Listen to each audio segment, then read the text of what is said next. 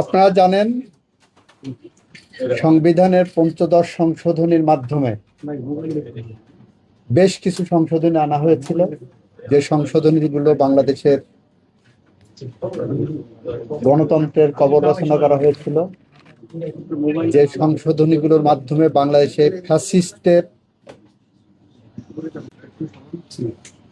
আমি attorney general থাকা অবস্থায় পাবলিক ইন্টারেস্ট লিটিগেশনে মিস্টার বদিউল আলম মজুমদার সহ যারা এই মামলা করেছিলেন এবং ইন্টারভেনার হিসেবে যারা ছিলেন অন্তর্বর্তীকালীন সরকারের পক্ষ থেকে, তখন আমাদের ইনস্ট্রাকশন ছিল যে এই সংশোধনীগুলো বাংলাদেশের মানুষের জীবনে বোঝা হয়ে আছে, গণতন্ত্রের পথে অন্তরায়, বাংলাদেশে গণতন্ত্র উত্তরণের জন্য অন্তর্বর্তীকালীন সরকার অবশ্যম্ভাবী, অন্তর্বর্তী সরকারের বিকল্প কিছু নাই।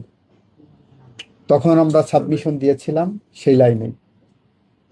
আমরা বলেছিলাম 7ক 7খ রাষ্ট্রদ্রোহিতা, এটা দিয়ে অ্যাবিউজ করা হবে, এটা ফ্যাসিজমকে চিরস্থায়ী বন্দোবস্তের একটা নীল নকশা।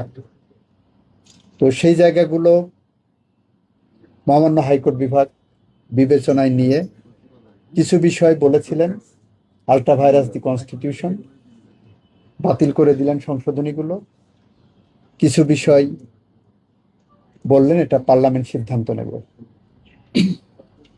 আইনের জেনারেল ইন্টারপ্রিটেশন হলো পার্লামেন্ট এটা সিদ্ধান্ত নেবে, এইটা বলার অবকাশ রাখে না, কারণ পার্লামেন্ট ইচ্ছা করলে এটা যে কোনো সময় বাতিল করতে পারেন। তো নেভারদিলেস তার বিরুদ্ধে যেগুলো বাতিল করেননি সেইগুলোর বিরুদ্ধে অ্যাপেলেট ডিভিশনে গেছে।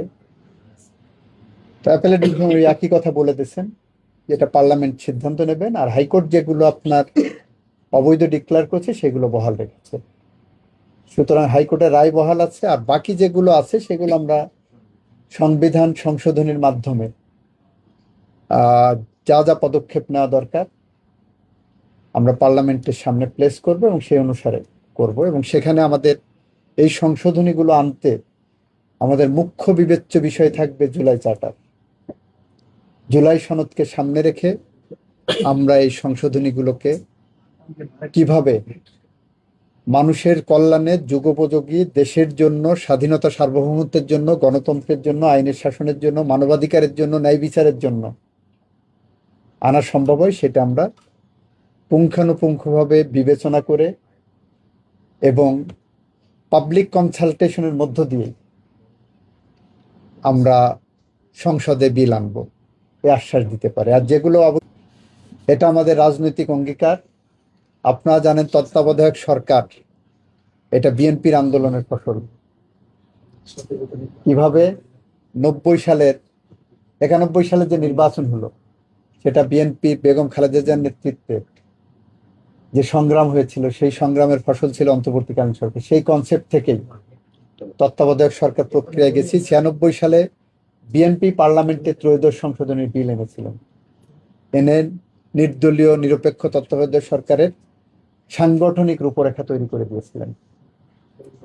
এবং বিএনপি এটার জন্য বিগত 16-17 বছর ধরে সংগ্রাম করেছেন। বেগম খালেদা জিয়ার নেতৃত্বে দেশ বাঁচাও মানুষ বাঁচাও যে স্লোগান দিয়ে আমরা নিরন্তর সংগ্রামের পথে হেঁটেছিলাম, সেই পথে হাঁটার মুখ্য লক্ষ্য ছিল যে আমার ভোট আমি দেব, যাকে খুশি তাকে দেব। এবং সেই প্রক্রিয়ায় ফেরার জন্য তত্ত্বাবধায়ক সরকারের বিকল্প কোনো পথ ছিল না। আমরা সেই জায়গাটা রাজনৈতিকভাবে অঙ্গীকারবদ্ধ। সেই সময় তো আইনটা পাশ হয়েছিল তত্ত্বাবধায়ক সরকার হিসাবে, এখন এটা কি তত্ত্বাবধায়ক সরকার থাকবে না অন্তর্বর্তী সরকার? রায়ে যেভাবে আছে আমরা সেটাকে বিবেচনায় নিয়ে যেটা করলে ভালো হয় সেটাই করব, এবং এটা পাবলিক কনসালটেশনও দেব। আপনারাও সেটার পার্ট হবেন। এই সংশোধনী স্ট্রাকচারটা কি হবে?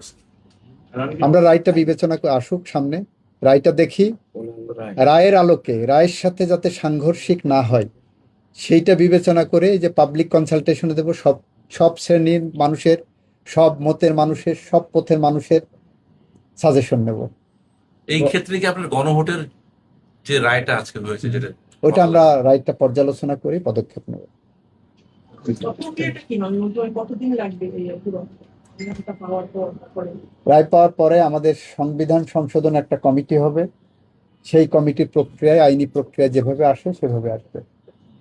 সময়টা এইটা তো টাইম ফ্রেম বলা যায় না। মানে সংবিধানের কোনো তত্ত্বাবধায়ক সরকার ব্যবস্থা পুনর্বহাল হবে। হবে ইনশাল্লাহ, এটা আমাদের রাজনৈতিক নির্বাচনী জাতীয় কমিটমেন্ট। তাহলে আমরা আগামী নির্বাচন তত্ত্বাবধায়ক সরকার বা অন্তর্বর্তী সরকারের অধীন সেটা আমরা বলতে পারি। আমি সেটাই বলেছি, এটা তো রায়ে বলা আছে। রায়ে বলা আছে। সংবিধানের সংশোধন কি আছে? গণভোট এবং দুইটা বিষয় বলা হয়েছে, যে তত্ত্বাবধায়ক সরকার ফিরতেছে এবং গণভোট। আবার বিষয়টা এখানে কি? দুইটা বিষয় বলেনি, আপনারা রায়টা নিজেরা পড়েননি। রায়টা পড়েছেন? আপনি যে আমাকে প্রশ্নটা করছেন, আপনি কি রায়টা পড়েছেন? হচ্ছে যে দুইটা বিষয় বলেনি, বলা, রায়ের 54টা বিষয়ের বিষয়েই রায়ে বলা হয়েছে। হ্যাঁ 54টা বিষয়। 54টা বিষয়, আপনি দুইটা বিষয়কে প্রশ্ন করছেন, আমি উত্তর দিয়েছি।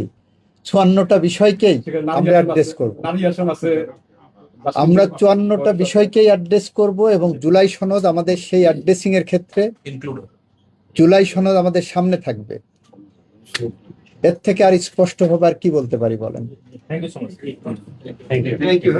Thank you. ইসলাম আসসালামু আলাইকুম।